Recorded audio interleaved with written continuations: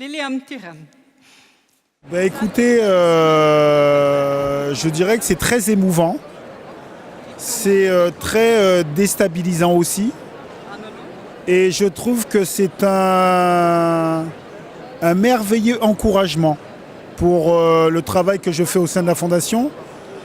Et je me dis que dorénavant, j'ai une responsabilité, c'est de ne pas décevoir l'Université de Stockholm, de ne pas décevoir toutes les personnes qui ont décidé de me donner ce titre de docteur. Quel rôle joue l'éducation ? Écoutez, l'éducation, c'est l'essentiel. C'est ce qui vous permet justement de ne pas rester dans l'émotion. Comme je dis très souvent, le racisme, c'est une construction politique. C'est pas quelque chose de naturel. On ne naît pas raciste, on le devient. Donc donner des armes intellectuelles pour changer nos façons de penser individuellement, de penser collectivement et de penser le monde.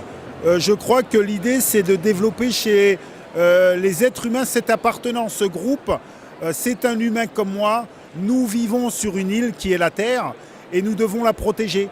Et comme il y a une histoire où on nous a enfermés dans des groupes, dans des couleurs de peau, dans des genres, dans des sexualités, et je pense qu'il faut casser ces frontières pour qu'on puisse se voir vraiment comme des êtres humains vivant ensemble et que nous devons trouver la meilleure solution pour tout un chacun.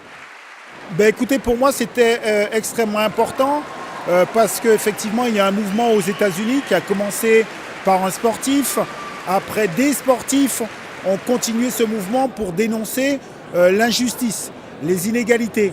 Et je pense que être ici aujourd'hui, recevoir cette distinction de docteur, c'est montrer aussi que le combat, effectivement, commence par les sportifs, mais le combat doit être gagné sur le plan intellectuel.